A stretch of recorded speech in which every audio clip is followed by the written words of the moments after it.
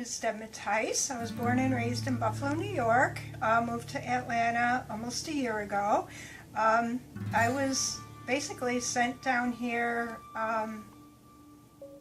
by God. He had a job for me to do down here, and this is where I ended up. And the reason I'm down here is to help young teenage girls who are pregnant, who have nowhere to go, and I just want to give them a second chance at life. The only problem was I had a lot of baggage, and God wasn't going to work through me or in me until I took care of all that baggage. I was raised in an abusive home.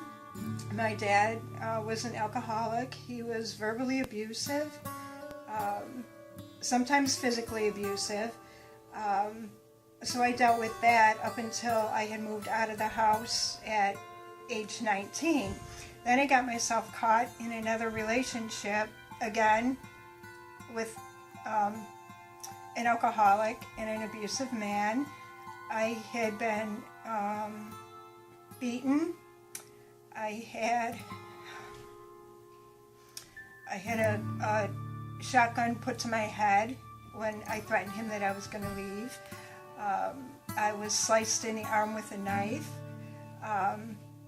And I never spoke a word of it to anybody. I kept that to myself for fear that if I did say anything to anybody, that he would hurt whoever it was that I told.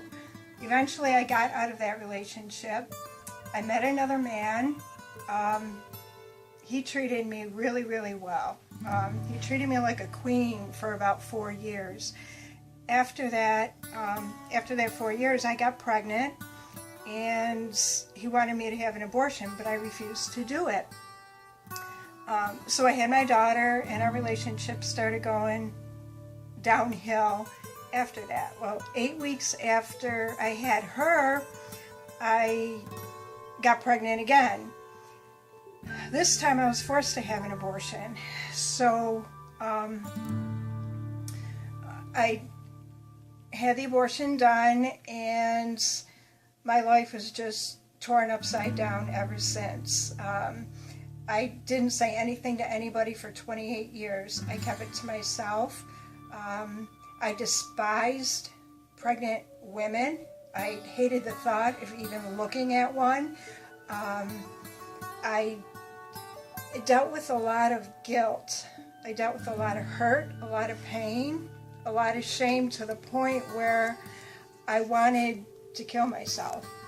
And luckily, I had a friend of mine who just happened to walk into my house one day when I was sitting at the table with a bottle of pills in my hand.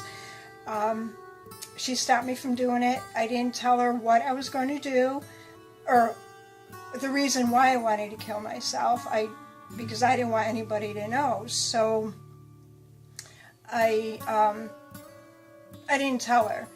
Well, she had invited me to church, and that Sunday I had gone with her, and the pastor was preaching on forgiveness, and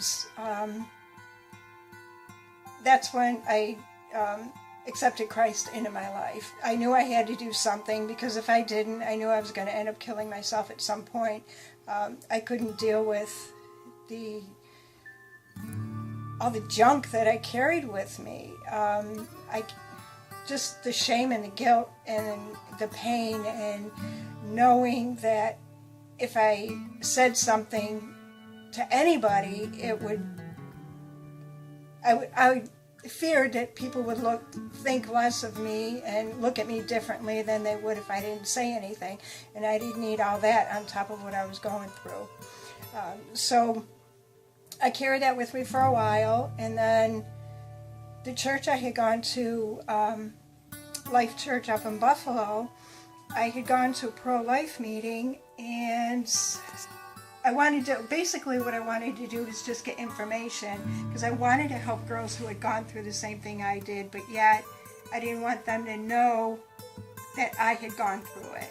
So I just wanted to go to get information, try and figure out a way that I could do this on my own. Well, it wasn't going to work that way, I figured out. So I'm sitting in this meeting, and the pastor looked at me and asked me why I wanted to get involved or how I wanted to get involved in pro-life, and I knew I was stuck and I had no other choice but to tell everybody what I did. So I told him about my abortion, and I went home that night.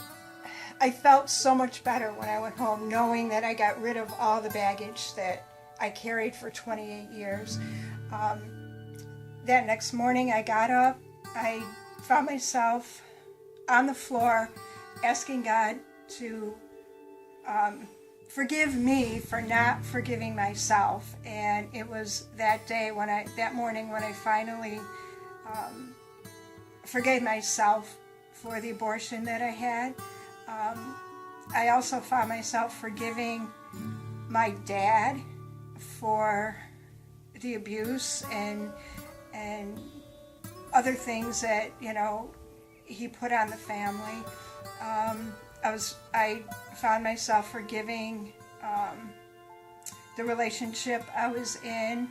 I finally forgave that man for putting the gun to my head, stabbing me, the physical abuse, the beatings, and I finally forgave the other man for forcing me to have an abortion. As a result from that, God finally, basically said, "Okay, Deb, now I've got work for you. Now I've got work for you to do. This is what I was waiting for, basically." So, ever since I forgave myself, God has really started doing a lot of things in my life, and He brought me down here to Georgia to open a home for unwed pregnant girls who have nowhere to go, girls who need a second chance at life. And this is what my calling is, and this is the reason why I'm down here. And it was, all because God was waiting for me for so many years to forgive myself and truly and honestly forgive myself. I have no more baggage. I will never carry any more baggage. If I've been hurt by someone, the first thing I do is forgive them, and I'm happy again. Now when I smile and I laugh, it's real. It's not fake. It comes from the bottom of my heart. And I just hope and pray that anyone seeing this video will do the same thing I did. Forgive. Forgiveness is so important.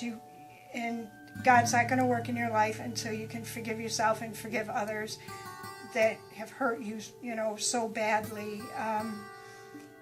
He's there for you. He can help you. And, Jeremiah 29:11 says, "For the plans I have for you, I know the plans I have for you, declares the Lord. Plans to prosper you, not to harm you. Plans to give you hope and a future." And I know God's plan for me. I'm going to open this home one day. I'm going to help these girls, and it's all because of forgiveness.